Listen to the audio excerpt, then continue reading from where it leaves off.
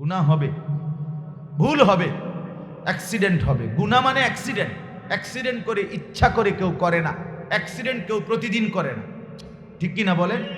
গুনাহ এমন, গুনাহ তো আমি পিছলে পড়ে গেছি, গুনাহ আমি হোঁচট খাইছি, শয়তানের কাছে হঠাৎ আমি পরাজিত হয়ে গেছি, কিন্তু আমি মুমিন, আমার জিন্দেগির মূল ডিউটি হলো আল্লাহর ইবাদত, নেক কাজ।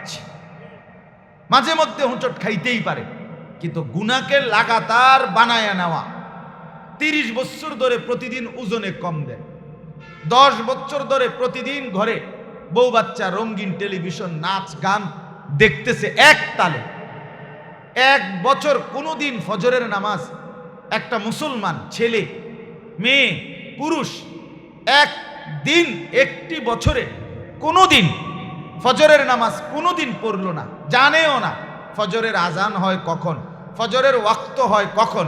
মুসলমান এত বড় গাদ্দার হইতে পারে না। এই অপদার্থকে মুসলমান বলে না, এটাকে মুসলমান বলে না। গুনাহ মুসলমানের লাগাতার হইতে পারে না। আপনি 30 বছর, আপনি 10 বছর প্রতিদিন মিছা কথা কইতে পারেন না, তাহলে আপনি মুসলমান না। একটা নারী 10 বছর বেপর্দা প্রতিদিন, না মুসলমান নারী এমন হইতে পারে না। একটা মহিলা প্রতিদিন নাচ গান সিনেমা নাটক টেলিভিশনে দেখে, এই অসভ্যতা, এটা মুসলিম নারী হইতে পারে না। বেডি হইতে পারে, প্লাস্টিক হইতে পারে। মুসলমান তাকে বলে যে জিন্দেগিটা ইবাদতের উপরে কাটায়, আমলের উপরে কাটায়। হ্যাঁ, মাঝে মাঝে শয়তান তাকে প্ররোচিত করে, ধোঁকা দেয়, মাঝে মাঝে পিছলা খাইয়া পড়ে যায়, আবার উঠে দাঁড়ায় যায়, আবার উঠে দাঁড়ায় যায়। কারণ আমার গন্তব্য আখিরাত, আমার গন্তব্য হাসরের ময়দান, আমার গন্তব্য জান্নাত। আমাকে এখানে থাইমা গেলে, হাইরা গেলে চলবে না, আমাকে আবার চেষ্টা করতে হবে, আবার চেষ্টা করব। আমি আর পারতেছি না, না এ কথা বলার সুযোগ না, আমাকে বাঁচতেই হবে, ঠিক কিনা বলে? আমাকে বাঁচতে হবে কিনা বলে? বাঁচতেই হবে। আমি হেরে যাওয়ার, হাল ছেড়ে দেওয়ার কোনো সুযোগ নেই, কোনো সুযোগ নেই। এটা মনে রাখবেন, মনে রাখবেন এই কথা। অসংখ্য মুসলমান মা বাপ হাল ছেড়ে দিছে, হেরে গেছে, হেরে, সোজা কথা হাইরা গেছে, সন্তানের কাছে হারিয়ে গেছে, আপন স্ত্রীর কাছে স্বামী হেরে গেছে। যে বেটা কাপুরুষের মতো তাকাইয়া দেখে, বেডি প্রত্যেক দিন বাজারে মার্কেটে যায়, আপনার বেপর্দা বেডি অটোর ড্রাইভারের লগেও কথা কয়, সিএনজির ড্রাইভারের লগেও কথা কয়, রাস্তার বেডইতের লগেও কথা কয়, দোয়ানদারের লগেও কথা কয়, আলগা মানুষের লগেও কয় সাপ দিয়ে বইয়ালান। মা বোন তো সবার ঘরে আছে না? এরকম বেদ্যপ মা বোন সবার ঘরে নাই। এরকম বেহায়া নারী যে বেডইতের লগে সাপ দিয়ে বইয়ালায়, এমন বেডিত আমগো ঘরে নাই, আমগো ঘরে এরকম বেডিত নাই। মা বোন সবার ঘরে আছে, মা বোন সবার ঘরে আছে, কিন্তু বেপর্দা সবার ঘরে নাই। কথা বলেন না কেন? বেহায়া নারী সবার ঘরে, মুমিনের ঘরে থাকার কথা না। জিন্দেগি স্বাভাবিক বানানো। মুসলমান মানে ইবাদত, মুসলমান মানে বন্দেগী। আল্লাহ আমাদেরকে বুঝার তৌফিক দান করেন। কত ছেলে আপনাদের, কত মেয়ে, আহা মুসলমান, চোখের সামনে দেখতেছে ছেলেটা এক ওয়াক্ত নামাজ পড়ে না। আহা, কোথায় মা, কোথায় বাপ, কোথায় অভিভাবক? এরা করে কি? কি এর সংসার করে, কিত্ত বাজার করে, কাল লাগা বাড়ি করে, কাল লাগা সোফা বানায়, আমি বুঝি না। হায় হায় রে বেটা, মুসলমান হইয়া ডাকাত, তোর পুতে নামাজ পড়ে না, মেয়ে নামাজ পড়ে না, বউ পর্দা করে না, তুই বেটা সংসার করো। কি এর সংসার করো বেটা? কিত্তা সংসার করো? কিসের সংসার করো তুমি? তুমি ব্যর্থ, তুমি কাপুরুষ, তুমি পরাজিত, তুমি হেরে গেছো। মোমেন হারে না, মোমেন হারে না। হোঁচট খায়, পিছলা খায়, আসার খাইতে পারে, আবার উঠবে, আবার উঠবে, আবার ঘুরে দাঁড়াবে। এটার নাম হলো মোমেন। রাসূলুল্লাহ সাল্লাল্লাহু আলাইহি ওয়াসাল্লাম বলেন, মা আসাররা মান ইস্তাগফারা, কোন ব্যক্তি যদি গুনাহ হয়ে যাওয়ার পর তওবা করে গুনাহ ছেড়ে দেয়, আবার ঘুরে দাঁড়ায়, এবারে যদি সে 70 বারও গুনাহ করে, আবার তওবা করে, আবার সিদ্ধান্ত না আর করব না, আল্লাহর নবী বলেন এই ব্যক্তি লাগাতার গুনাহগার হইতে পারে না, বরং নেককারী থেকে যায়। কিন্তু অহংকারী, কোনো পাত্তাই দিলাম না। কি এর নামাজ, কি এর আজান, কি এর হুজুর, কিসের ওয়াজ, ইতান দিয়ে আমার দরকার হলো বুট খাওন, বাদাম খাওন, চিপস খাওন, চটপুড়ি খাওন, কতক্ষণ টুটো করে আটন, আমি আইসি দুনিয়া মোবাইল টিপতাম, বোঝেন নাই কথা। খালাস খালাস জিন্দিগি। আহা, এই জিন্দিগি মুমিনের জিন্দিগি না, সুস্থ স্বাভাবিক মানুষের জীবন না বন্ধু। যে জীবনে কোনো টার্গেট নাই, যে জীবনে কোনো গন্তব্য নাই, যে জীবনে কোনো সুনির্দিষ্ট লক্ষ্য উদ্দেশ্য নাই, যে জীবনের মধ্যে কোনো পরিকল্পনা নাই, এটা তো জন্তু জানোয়ার হাইওয়ানের জিন্দিগি। এটা মুমিনের একটা টার্গেট আছে। আমার টার্গেট আছে, আমি আসরের নামাজ কোথায় পড়বো আমার একটা হিসাব আছে, আমি মাগরিবের নামাজ কোথায় গিয়ে পড়বো আমার একটা টার্গেট আছে, আমি এশার নামাজ কোথায় পড়বো আমার একটা টার্গেট আছে, আমার একটা গন্তব্য আছে যে আমাকে বাঁচতেই হবে, আমাকে কবরে যেতেই হবে, সেখানে প্রশ্নের মুখোমুখি হইতে হবে, আমার টার্গেট আছে আমাকে হাসরের ময়দানে দাঁড়াইতে হবে, আমার জিন্দিগির আমল নামা আমার হাতে নিতে হবে, মিজানের পাল্লায় আমার আমল ওজন হবে, আমাকে ফুলসেরাত পার হইতে হবে, জান্নাতে আমাকে যেতেই হবে, জাহান্নামে গেলে আমার কোনো উপায় থাকবে না। এরকম একটা সুনির্দিষ্ট টার্গেট নিয়ে জীবনটাকে যে সামনে নেয় তারে বলে মুসলমান, তারে বলে মুসলমান।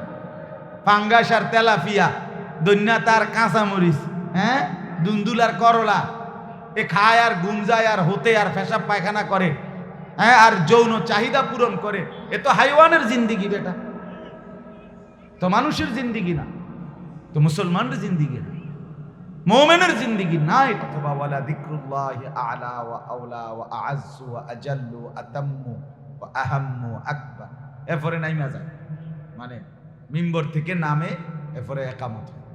তা এই আয়াতটা শেষ করে, তো এই আয়াতটি সমস্ত কথার, সব ওয়াজের, সমস্ত উপদেশের খোলাসা, সারাংশ আর কি, নির্যাস। এই জন্য খতিব সাহেব, ইমাম সাহেব বুঝাইতে চায় যে ভাইজান বাংলায় আরবি মিল্লা যাই ওয়াজ করছে, শেষ বলে এই ওয়াজ, মানে এই আয়াত, এইটা বলে কথা শেষ করবে। অর্থাৎ এই আয়াত একেবারে সমস্ত ওয়াজের নির্যাস, খোলাসা, অত্যন্ত গুরুত্বপূর্ণ। এই আয়াতটি সরাসরি আল্লাহ তাআলা ইরশাদ করেছেন, ইয়াইজুকুম, যে আল্লাহ ওয়াজ করছেন, মানে এটা এমন একটা ওয়াজ, এমন একটা নসিহত এখানে, এই একটা আয়াত, যেই নসিহতটা, ওয়াজটা, ওয়াজ মানেই নসিহত, উপদেশ। তো রব্বুল আলামিন বলতেছেন, ইয়াইজুকুম, আমি আল্লাহ তোমাদের বান্দাদের নিকটে আমি ওয়াজ করছি, লাআল্লাকুম তাযাক্কারুন, যেন তোমরা আমি আল্লাহর ওয়াজ শুনে উপদেশ গ্রহণ করতে পারো, নসিহত গ্রহণ করতে পারো। তাহলে মূলত এই আয়াতে যে ওয়াজটা, এটা সরাসরি কার ওয়াজ? আল্লাহর ওয়াজ। কতটা দামি, অনেক গুরুত্বপূর্ণ। ইয়াইজুকুম, আল্লাহ বলেন আমি ওয়াজ করছি, এটা আমার ওয়াজ, আমার নসিহত। এই জন্য সূরা নাহলের এই 90 নম্বর আয়াত অত্যন্ত গুরুত্বপূর্ণ আয়াত, অনেক বিস্তারিত ব্যাখ্যা সম্বলিত আয়াত এটা। মানে ব্যাখ্যা করলে, তাফসীর করলে অনেক কিছু গোটা ইসলাম এর মধ্যে আনা যাবে। রাসূলুল্লাহ সাল্লাল্লাহু আলাইহি ওয়াসাল্লামের পুরা 23 বছরের সমস্ত কথা, বক্তব্য এইটার মধ্যে বুঝানো যাবে। কোরআনুল কারীমের সমস্ত বক্তব্য এই এক আয়াতের মধ্যে অন্তর্ভুক্ত করা যায়। এটা এমন একটি গুরুত্বপূর্ণ আয়াত। রাসূলুল্লাহ সাল্লাল্লাহু আলাইহি ওয়াসাল্লামের জামানায় একবার মক্কার পার্শ্ববর্তী একটা এলাকার একজন গোত্র সর্দার ছিল, আকসাম ইবনে সাইফি ওই ব্যক্তির নাম। তো সে নবীজির ইসলাম প্রচারের কথা খুব শুনতেছিল এবং দাওয়াত শুনতেছিল। এই সময় সে নবীজি কি বলে এটা যাচাই বাছাই করার জন্য তার গোত্রের 2 জন লোককে প্রতিনিধি হিসাবে মক্কায় পাঠাইছিল।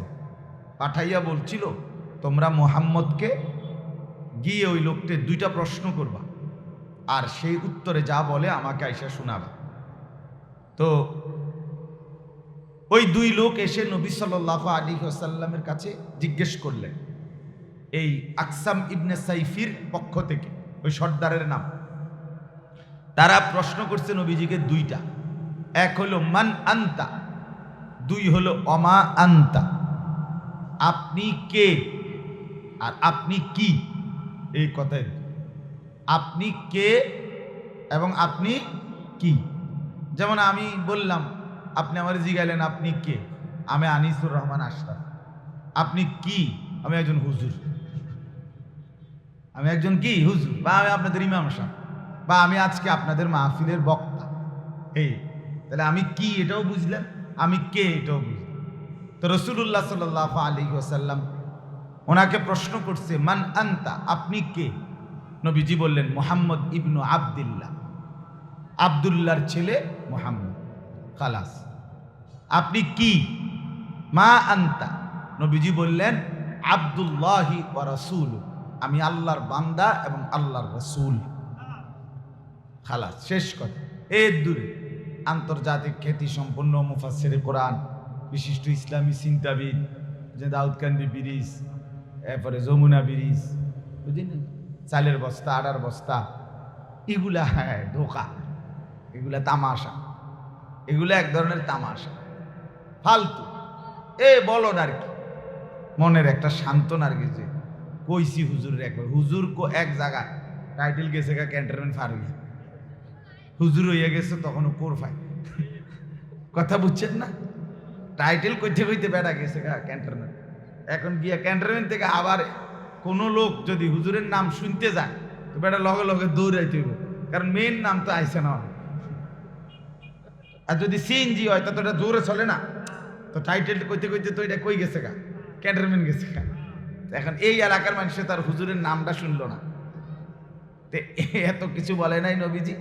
নবীজি বললেন, আমার 2 উত্তর, আমি আব্দুল্লাহর ছেলে মুহাম্মদ, আর কি, আমি আল্লাহর বান্দা এবং আল্লাহর রাসূল। খালাস। এবার নবীজি বললেন, তোমাদের নেতার জন্য আমি আমার পক্ষ থেকে, আমার আল্লাহর পক্ষ থেকে নাজিলকৃত এই কিছুক্ষণ পূর্বের একটি আয়াত তোমাদেরকে শোনাচ্ছি, তোমরা মুখস্থ করে তোমাদের নেতার কাছে গিয়ে শুনাইও যে আমি যেই দ্বীনের দাওয়াত দেই সেই দ্বীনের বক্তব্য এরকম। এই কথা বলে নবী সাল্লাল্লাহু আলাইহি ওয়াসাল্লাম এই 2 জন লোককে এই 90 নাম্বার আয়াতটা শিখাই দিছে, যে এইটা গিয়ে কইবা তোমগো নেতারে শুনাইবা যে আমি যেই আল্লাহর কথা বলি তিনি এই আয়াত নাজিল করছেন, এই কথা বলছেন। তখন এই 2 জন প্রতিনিধি গিয়ে যখন সেখানে বলছে, আকসাম ইবনে সাইফি আরবের বিখ্যাত সর্দার, তার কাছে সে এই একটি আয়াত শুনছে, শুধু এই একটি আয়াত শুনেই সাথে সাথে দাঁড়িয়ে বলছে যে আল্লাহর কসম, এই কথাগুলো যার উপরে নাজিল হয়েছে সে নিশ্চিত সত্য নবী, আমি তার কালেমা গ্রহণ করব। তখন আকসাম ইবনে সাইফি কালেমা গ্রহণ করলেন এবং ওনার সাথে, ওই ছেলে, এই এখানে বইয়ে মোবাইল টিপো না, বেরো এন থেকে বেটা, বাহিরে গিয়ে মোবাইল টিপো, দাঁড়ায়ও না, এখানে দাঁড়ায়ও না, এখানে বসলে বসো, নাইলে পিছনে দাও। কামখেয়ালি মানুষ, কি দরকার শোনার, তামাশা করতে আসছে। চলেন ভাই, গাফেলকে বলতে নাই, গাফেল অমনোযোগীকে বলতে নাই, কোনো লাভ হয় না। কথা বুঝছেন কেন?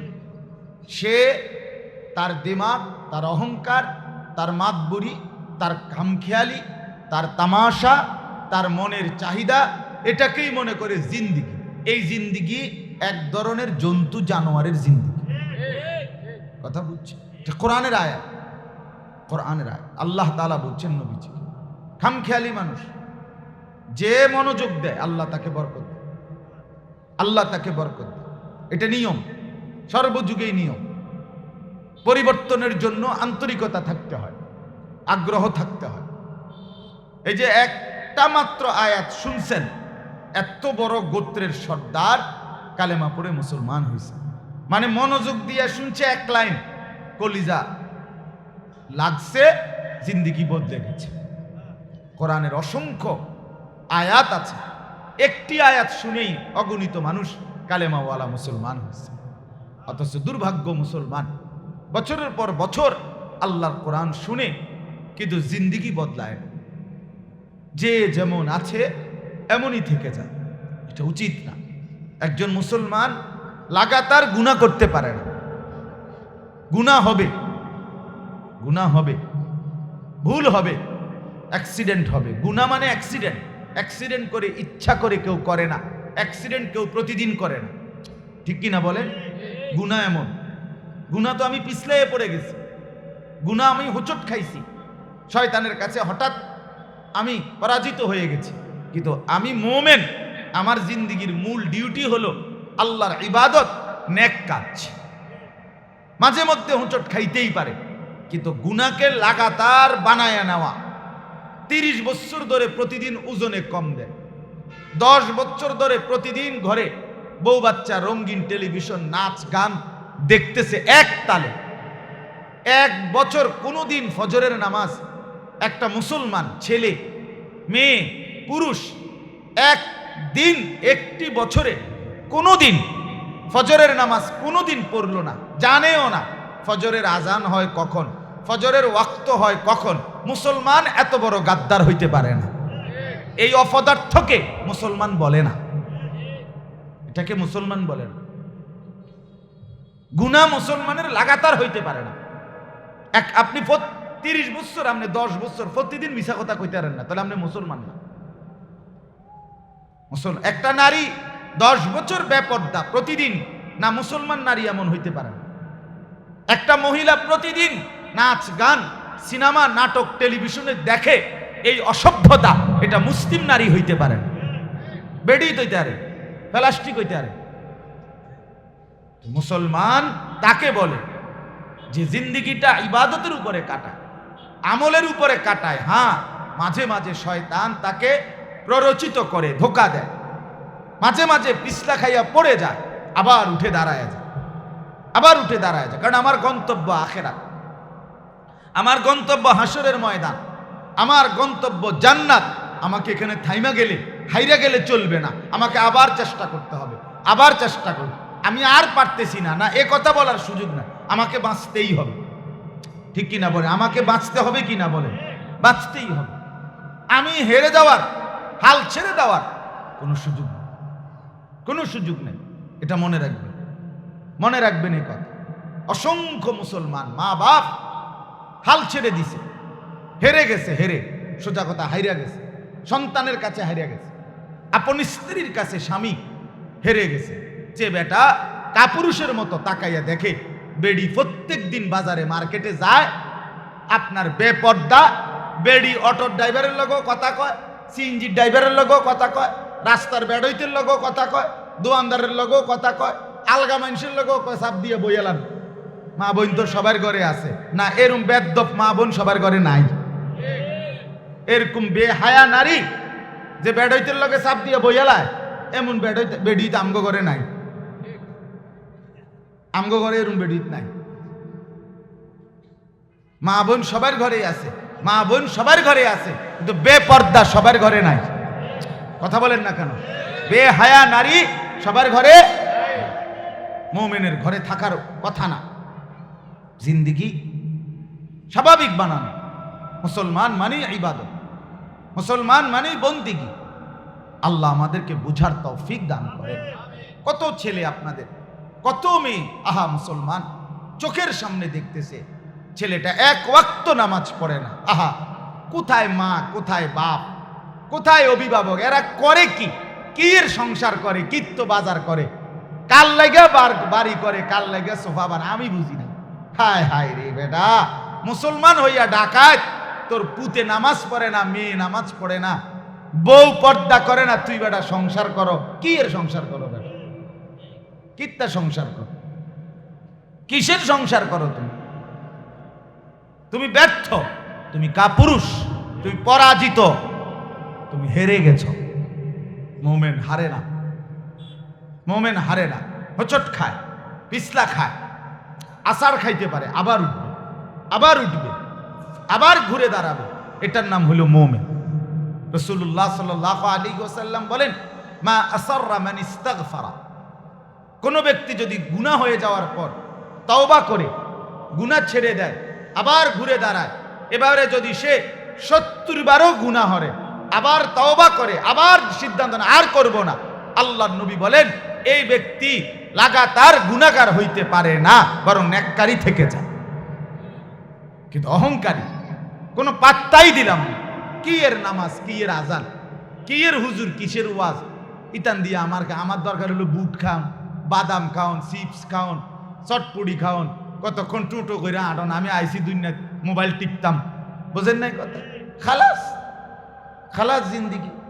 আহা, এই জিন্দিগি মুমিনের জিন্দিগি না, সুস্থ স্বাভাবিক মানুষের জীবন না বন্ধু, যে জীবনে কোনো টার্গেট নাই, যে জীবনে কোনো গন্তব্য নাই, যে জীবনে কোনো সুনির্দিষ্ট লক্ষ্য উদ্দেশ্য নাই, যে জীবনের মধ্যে কোনো পরিকল্পনা নাই, এটা তো জন্তু জানোয়ার হাইওয়ানের জিন্দিগি। এটা মুমিনের একটা টার্গেট আছে, আমার টার্গেট আছে, আমি আসরের নামাজ কোথায় পড়ব আমার একটা হিসাব আছে, আমি মাগরিবের নামাজ কোথায় গিয়ে পড়ব আমার একটা টার্গেট আছে, আমি এশার নামাজ কোথায় পড়ব আমার একটা টার্গেট আছে, আমার একটা গন্তব্য আছে যে আমাকে বাঁচতেই হবে, আমাকে কবরে যেতেই হবে, সেখানে প্রশ্নের মুখোমুখি হইতে হবে, আমার টার্গেট আছে আমাকে হাসরের ময়দানে দাঁড়াইতে হবে, আমার জিন্দিগির আমল নামা আমার হাতে নিতে হবে, মিজানের পাল্লায় আমার আমল ওজন হবে, আমাকে ফুলসেরাত পার হইতে হবে, জান্নাতে আমাকে যেতেই হবে, জাহান্নামে গেলে আমার কোনো উপায় থাকবে না। এরকম একটা সুনির্দিষ্ট টার্গেট নিয়ে জীবনটাকে যে সামনে নেয় তারে বলে মুসলমান, তারে বলে মুসলমান। পাঙ্গাস আর তেলাপিয়া, দন্যা তার কাঁচামরিচ, হ্যাঁ, দুন্দুল আর করলা, এ খায় আর গুঞ্জায় আর হতে আর পেশাব পায়খানা করে, হ্যাঁ, আর যৌন চাহিদা পূরণ করে, এ তো হাইওয়ানের জিন্দিগি, বেটা তো মানুষের জিন্দিগি না, তো মুসলমানের জিন্দিগি না, মুমিনের জিন্দিগি না এটা। এজন্য মাওলানা মুফতি জুবায়ের ভাই বললেন, নিজেকেও সুন্দর করেন, সন্তানদেরকেও সুন্দর করেন, স্ত্রীকেও সুন্দর করেন, ঘরকে দ্বীনের উপরে তোলেন, তাইলেই সার্থকতা, তাইলেই কামিয়াবি, তাইলেই জীবনের কিছু করলেন। আল্লাহ তৌফিক দান করেন। চলেন তো আমি শুধু তর্জমাটা বলি, তাহলে আয়াতের অনেক ফজিলত এই আয়াতটা। একে তো এটা আল্লাহ তাআলার ওয়াজ, কার ওয়াজ? আল্লাহ। দুই হলো এটা এমন একটি আয়াত যে আয়াত শুনে একজন গোত্র প্রধান আরবের তার পুরা মহল্লাবাসী নিয়ে কালেমা পড়ে মুসলমান হয়ে গেছে। আরো অনেক, মক্কার একজন নেতা ওয়ালিদ ইবনে মুগীরা, সে একদিন এই রাসূলুল্লাহর জবানে এই আয়াত শুনে সে উঠে গিয়ে বলছে মক্কার কাফেরদের কাছে, ওয়াল্লাহি ইন্না ফীহি লাহালাবা, আল্লাহর কসম মুহাম্মদের তেলাওয়াতকৃত ওই আয়াতের মধ্যে বড় মিষ্টি, বড় মধুরতা আছে, মধুরতা আছে। এই আয়াত শুনে বলছে, অনেক ফজিলত এই আয়াতের। তো এই আয়াত কি, অর্থ কি, সংক্ষেপে বলতেছি। এই আয়াতের মধ্যে মোট 6টা কথা আছে। কয়টা কথা? 3টা আদেশ আল্লাহ করছেন, 3টা নিষেধ আল্লাহ করছেন। এই 3টি আদেশ, 3টি নিষেধ আল্লাহ বলেন আমি করলাম, আদেশগুলো আমার, নিষেধগুলো আমার। আর এই 3টি আদেশ 3টি নিষেধ করে ইয়াইজুকুম, আমি তোমাদেরকে নসিহত করলাম, আমি আল্লাহ উপদেশ গ্রহণ দিলাম, লাআল্লাকুম তাযাক্কারুন, যেন তোমরা উপদেশ নিতে পারো, যেন তোমরা নসিহত গ্রহণ করতে পারো। তাহলে আদেশ কয়টা বলেন? নিষেধ কয়টা? মোট কয়টা? করেছেন কে? আল্লাহ। আদেশ 3টা কি কি? 1 নাম্বার, ইন্নাল্লাহা ইয়া'মুরু বিল আদল। 1 নাম্বার, আল্লাহ তাআলা বলেন পুরা জিন্দেগি ন্যায়, সমতা, ইনসাফ জীবনের মধ্যে প্রতিষ্ঠিত করো, এটা হলো 1 নম্বর আদেশ। আদল, আদল আরবিতে বলে আদল, অর্থ হলো সমতা, সমান করা, সমান করা। এই জন্য আদালতকে আদালত বলে। কেন বলে? অর্থাৎ বাদী এবং বিবাদীর কথা শুন না, ইনসাফের বিচার সমান করে দেয়। কথা বুঝছেন? মানে বাস্তবতা হলো এটা। এখন যদি দুর্নীতি করে সেটা হলো ভিন্ন কথা, কিন্তু বাস্তব দাবি হলো আদালতের যে বাদী এবং বিবাদী উভয় পক্ষের মধ্যে কি করে দেওয়া, সমান করে দেওয়া। এইটারে বলা হয় আদল। আদল। এই জন্য দাড়ি পাল্লাকে ইনসাফের চিহ্ন বলা হয়, প্রতীক বলা হয়। আদালতের কোর্টের মধ্যে এটার চিহ্ন থাকে না, দাড়ি পাল্লা। অর্থ কি? দুই দিকে দুইটা পাল্লি, এই দুই পাল্লির ওজন কি করে দেওয়া, সমান করে। তাহলে আল্লাহ বলেন, এক নাম্বার, আমি তোমাদেরকে তোমাদের জীবনে ন্যায়, সমতা, ইনসাফ এটার আদেশ করলাম। ইনসাফ দুই ক্ষেত্রে, ন্যায় করতে হবে দুই ক্ষেত্রে, সমান রাখতে হবে দুই ক্ষেত্রে।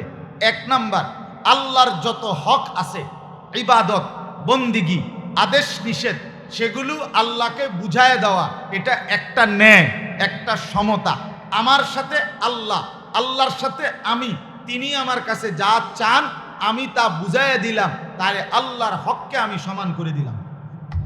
দুই, আমার সাথে যত মখলুক, আল্লাহকে বাদ দিয়ে যত মখলুক আছে, মানুষ, এরপরে আল্লাহর চতুর্দিকের এই সৃষ্টিরাজি, প্রত্যেকের সাথে আমার সম্পর্ক কি?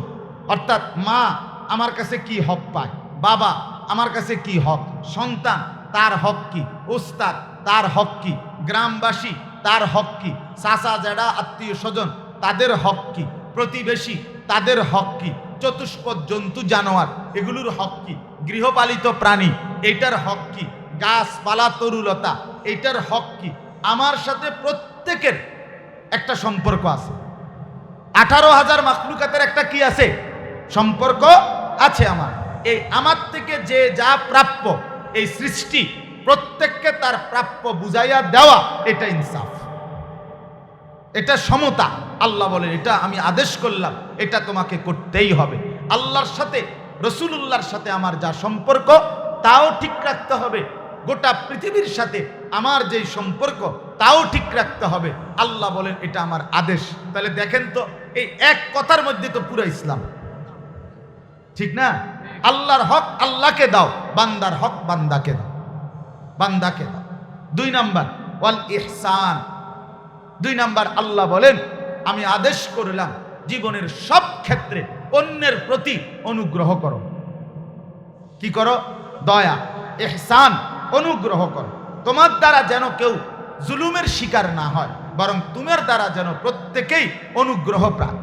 ওয়া আহসিন কামা আহসানাল্লাহু ইলাইকা। কোরআনে আল্লাহ বলেন, আমি যেমন তোমার উপরে অনুগ্রহ করলাম, বান্দা তুমি এবার অন্যদের উপরে অনুগ্রহ করো। এই যে দুই নাম্বার হলো ইহসান। আরো অনেক ব্যাখ্যা আছে, আমি সময় নাই দেখে বলতেছি। তিন নাম্বার, ওয়া ইতাইজিল কুরবা। আল্লাহ বলেন, তিন নাম্বার হুকুম হইল আত্মীয় স্বজনের সাথে, আত্মীয় স্বজনের সাথে তাদের হক দিয়ে দেওয়া। তোমার যত আত্মীয়, চাচা, মামা, ফুফা, খালু, দাদা, নানা, মামা, ইত্যাদি, চাচাতো ভাই, জ্যাঠাতো ভাই, আপন ভাই, ভাতিজা, ভাগিনা, কতজনের কত হক, এগুলো দিয়ে দেওয়া। আল্লাহ বলে, এটা আমার আদেশ, এটা আমার আদেশ। একটা বিগত জায়গা তুমি দিচ্ছ না আজকে 30 বছর ধরে, তোমার চাচাতো ভাইয়ের পাওনা তুমি জানো, কিন্তু তুমি মিথ্যা বলতেছ, নয়সই করতে আসো। মনে রাখেন, খোদার কসম, রাসূলুল্লাহ বলেন, যে ব্যক্তি অন্যায়ভাবে কারো 1 বিঘত জমি দখল করলো, রাসূলুল্লাহ বলেন 7 তবক জমিনের নিচের মাটি কিয়ামতের দিন পুরাটা তার কাঁধে তুলে দেওয়া হবে। এটা বুখারীর রওয়ায়াত, বুখারী শরীফের হাদিস। এই 1 বিঘত জায়গা, আমনের পৈতৃক সম্পত্তি, আমনে পাইছিলেন 30 শতক, সিটারি কইরা বাটপারি করে নিছেন 2 শতক, নষ্ট করে দিছেন 30 শতক। দুধ 1 মণি দুধ আসিল, আমনেটার মধ্যে পেশাবের ফোঁটা দিছেন 1 ফোঁটা, পুরো 1 মণি নষ্ট করে দিছেন। তার মানে আমনে বাটপারি করে কোনো 30 শতক নেন নাই, নিছেন 2 শতক। 1 শতক স্বাস্থ্য বাইরে ধোকা দিয়া, জ্যাঠতো বাইরে ধোকা দিয়া, বাতিজারে ধোকা দিয়া, আপন ভাইকে মিথ্যা বলে আপনি কুদ্দুর দখল করে লাইছেন, হক দেন নাই। তো মনে রাখেন, বাকি যা আপনার ছিল হালাল, এগুলোরও নষ্ট করে দিলেন, বরবাদ করে দিলেন। এজন্য আল্লাহ বলেন, 1 নাম্বার, সর্বক্ষেত্রে সমতা, আল্লাহর হক, বান্দার হক ইনসাফের সাথে আদায় করো, আমার আদেশ। 2, অপরের প্রতি অনুগ্রহ করো, দয়া করো, আমার আদেশ। 3, নিকটতম আত্মীয় স্বজনদেরকে তাদের অধিকার দিয়ে দাও, এটা আমার আদেশ। আদেশ কয়টা? 3টা। নিষেধ, ওয়ানহা আনিল ফাহশাই ওয়াল মুনকারি ওয়াল বাগি, 3টা নিষেধ। 1 নাম্বার, যাবতীয় অশ্লীলতা ছেড়ে দাও। অশ্লীলতা, অশ্লীলতা বলে কাকে? অশ্লীলতা বলে গুনাহের চাইতে মারাত্মক। স্বাভাবিক অনেক কিছু আছে গুনাহ, আর অশ্লীলতা হলো তার চাইতে মারাত্মক। 1 নাম্বার অশ্লীলতা বলে, মূল অশ্লীলতা কি? নারীকে কেন্দ্র করে যত রকমের নোংরামি, এটাকে বলা হয় অশ্লীলতা। কোন নারী হালাল না, এই নারী আমার স্ত্রী, এটা তো হালাল, এটা তো হালাল, কিন্তু স্ত্রী না, বৈধ না, এরকম ভিন নারী মোবাইলে হোক, টেলিভিশনে হোক, আর বাস্তবতা সরাসরি হোক, তাকে দেখা, তার সাথে কথা বলা, তার হাত ছুঁয়ে দেওয়া, তার গান শোনা, তার নাচ দেখা, জিনা ব্যভিচারের উলঙ্গ দৃশ্য দেখা, নাটক দেখা, সিনেমা দেখা, নর্তকীর নাচ দেখা, উলঙ্গ ছবি দেখা, হারাম প্রেম করা, একসাথে চলাফেরা করা, একসাথে হাঁটা চলা করা, বিনোদন পার্ক, রেস্তোরাঁ অথবা একান্ত জায়গায় একাকী কোনো নারীর সাথে উঠা বসা করা, এরকম সব কিছু নারীকে কেন্দ্র করে, মহিলাকে কেন্দ্র করে পরকীয়া প্রেম করা, অবৈধ সম্পর্ক করা, এগুলো সব হারাম, অশ্লীলতা, নিকৃষ্ট এবং জঘন্য, কুকুর বিড়ালের চাইতেও নিকৃষ্ট কাজ। ওয়ালা তাকরাবুজ জিনা ইন্নাহু কানা ফাহিশা ওয়া সাআ সাবিলা, আল্লাহ বলে জিনা ব্যভিচারের কাছেও যেও না, এটা বড় অশ্লীলতা এবং একেবারে নিকৃষ্ট রাস্তা, মন্দ পথ। তাইলে 1 নিষেধ হইল যাবতীয় অশ্লীলতা। আজ অসংখ্য যুবক আমাদের মুসলমানের এই এক বেহায়াপনার মধ্যে জিন্দিগি শেষ। জিন্দিগি 1 মোবাইল আর ছেলেটা, খালাস জিন্দিগি। এই রাত ভর দিন ভর উলঙ্গ ছবি, নাচ, গান, জিনা, ব্যভিচারের দৃশ্য, সারা দিন সারা রাত। 2টা গাল ভিতরে ঢুকা গেছে, চোখ ভিতরে ঢুকা গেছে, কোমরের মধ্যে আর হাড্ডি নাই, গোস্ত নাই কোমরের মধ্যে, প্যান্ট পইরা যায় জানোয়ার, এরপরেও উলঙ্গ ছবি দেখা শেষ করে না। এমন নিকৃষ্ট জানোয়ার, চেহারা সুরতের মধ্যে মানুষের কোনো চিহ্ন নাই, দয়া মায়ার কোনো চিহ্ন নাই, নাচ গান, উলঙ্গ দৃশ্য, আর এই অশ্লীলতা করতে করতে জীবনও শেষ, যৌবনও শেষ, যৌন ক্ষমতাও শেষ, আখেরাতও শেষ। আখেরাতও শেষ, সব শেষ। শেষ পর্যন্ত ওই হার্বাল কোম্পানির ওষুধ খায়, বুঝেন না কথা? দেন না, হার্বাল কোম্পানি লাল পোস্টার লাগায়, হার্বাল কোম্পানি 30টা লাগায়, এক লগে জেন দিয়া লাগায় 30টার কমে লাগায়, জানে যে শেষ, সব খোয়াইয়া লাইছে, জীবন যৌবন সব, আসো এবার হার্বাল ওষুধ খাও। ফাইলের পর ফাইল কয়, কাবন হয় না, আল্লাহ মাফ করে দেন। অতএব অশ্লীলতা, অশ্লীলতা আল্লাহ নিষেধ করেছেন। নারীকে কেন্দ্র করে যে কোনো রকমের নাজায়েজ কাজ করা যাবে। কোনো নারী, মনে রাখবেন, কোনো মেয়ে, কোনো মহিলা, কোনো স্ত্রী, কোনো নারী, সে যদি নষ্ট হয়, চরিত্রহীন হয়, বেপর্দা হয়, বেহায়া হয়, কোনো নারীর যদি মূল পুঁজি তার লজ্জা, নারী বলে কাকে? লজ্জা করে যে, আড়ালে থাকে যে, লুকিয়ে থাকে যে, গোপন রাখে যে, তাকেই বলে নারী। সেই নারী যখন নির্লজ্জ হয়, বেহায়া হয়, বেপর্দা হয়, অসভ্য হয়, তো এইটা বিরানি ফচ্চা যেরকম দুর্গন্ধ হয়, তার চাইতে নিকৃষ্ট হয়। এই জন্য কোনো মেয়ে নষ্ট হওয়া শুধু ওই নষ্ট না, পুরা দেশ, পুরা সমাজ, পুরা এলাকা শেষ করে দাও, এটা গুরুত্বপূর্ণ। এই জন্য নারীর চরিত্র, মেয়ের চরিত্র, মেয়ের আখলাক, মহিলার চরিত্র, মহিলার পড়ালেখার চাইতো দামি। মহিলার পড়ালেখা দরকার হইলে 2 লাইন কম হোক, কিন্তু তার আখলাক, তার সতীত্ব, তার ইজ্জত, তার সম্ভ্রম, তার পর্দা 100% রক্ষা হোক। যে নারীর ইজ্জত নাই, পর্দা নাই, সতীত্ব নাই, সম্ভ্রম নাই, খোদার কসম তার কিচ্ছু নাই, কিচ্ছু নাই, কিচ্ছু নাই, এটার কিচ্ছু। এই জন্য আল্লাহ বলছেন অশ্লীলতা নিষেধ করলাম। 2 নাম্বার, ওয়াল মুনকার, সমস্ত গুনাহ। আমি আল্লাহ এবং আমার রাসূলের মাধ্যমে যত গুনার কথা বলেছি, যত হারাম, যত কবিরা গুনাহ, যত সগীরা গুনাহ, যত কুফর, যত শিরিক, যত গুনাহ নিষেধ করলাম, এগুলোর থেকে বিরত থাকো, এটা আমি নিষেধ করলাম। 3 নাম্বার ওয়াল বাগী, এই যেটা আমি একটু আগে বলছিলাম, 3 নাম্বার হলো সীমালঙ্ঘন। একটা হলো গুনাহ করা, আরেকটা হলো গুনাহকে গুনাহ মনে না করে একেবারে স্বাভাবিক হাসতে হাসতে স্বাভাবিক মুডে সীমালঙ্ঘন করছে। ওরা বিড়ি খায় একবারে 10 জনের সামনে বইয়া ঠ্যাঙ্গালগি দিয়া, মানে এটা জমিদার, এটা যে গুনাহ। কে এর গুনাহ? কে গনে সমস্ত গুনাহ? এত বালা বালা গুনাহ বেটা গনার ধরি না। তুই আইসো এনে বিড়ি খানার গুনাহ টোয়াইতা, কথা বুঝছেন? দাড়ি কাটে, এটাকে স্বাভাবিক মনে করে সে, এটা কোনো কিছুই মনে করে, এটা সীমালঙ্ঘন, এটা সীমালঙ্ঘন। সুদের টাকা লেনদেন করছে অহরহ স্বাভাবিকভাবে, এটা শুধু গুনাহ না, এটা সীমালঙ্ঘন, এটা অহংকার, এটা গাদ্দার, এটা গাদ্দার। মসজিদে যখন নামাজ হয়, যে যুবক তোমরা এই যে কয়জন বসছো, তখন যারা তোমরা রাস্তার পাশে দাঁড়াইয়া বইয়া বইয়া মোবাইল টিফো, অথবা দাঁড়াইয়া মোবাইল টিফো, অথবা সমবয়সীদের সাথে আড্ডা দাও, তুমি গাদ্দার। ও চিরেই তোমার ফাসাদ লাথি অপেক্ষা করছে। ফেরেশতা একটা লাথি দিবে আর 1 লাথিতে জাহান্নামে ফেলে দিবে। তামসা মনে করো, বাদ দুগা খাওন আর হতন আর মানুষের বেডি সাউন, এটা কোনো একটা বিরাট কাম না, এটা খুব আশ্চর্য কোনো কাম না। বেডি আরেকজনের আপনি বইয়ে বইয়ে রং চাইতেন আছেন, হ্যাঁ, এটা কোনো বাহাদুরির কিছু না, এটা কোনো বিরাট কিচ্ছু না, এটা ব্যর্থতা, এটা পরাজয়, এটা নিজের অধপতন, এটা নিজের চরিত্রের নষ্ট হওয়া।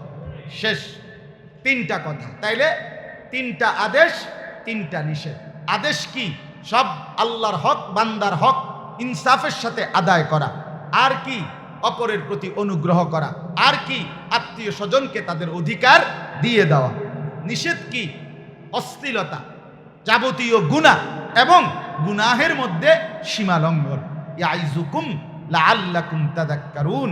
আল্লাহ তাআলা বলেন, আমি নসিহত করলাম যেন তোমরা উপদেশ নিতে পারো, নেক কাজ করতে পারো, গুনার কাজ ছাড়তে পারো। আল্লাহ তাআলা তৌফিক দেন, আল্লাহ তাআলা কবুল করেন। এই ইসলাহ দারুল উলুম মাদ্রাসা আল্লাহ তাআলা কবুল করেন। উপযুক্ত ছাত্র, শিক্ষক, এলাকাবাসী, উপযুক্ত সাথী, সঙ্গী, সহযোগী আল্লাহ মাদ্রাসার জন্য মিলায়া দেন। মাদ্রাসার সমস্ত ফিকিরকে আল্লাহ কবুল করেন। আল্লাহ তাআলা আমাদের জীবন সুন্দর করে দেন, আখলাক সুন্দর করে দেন।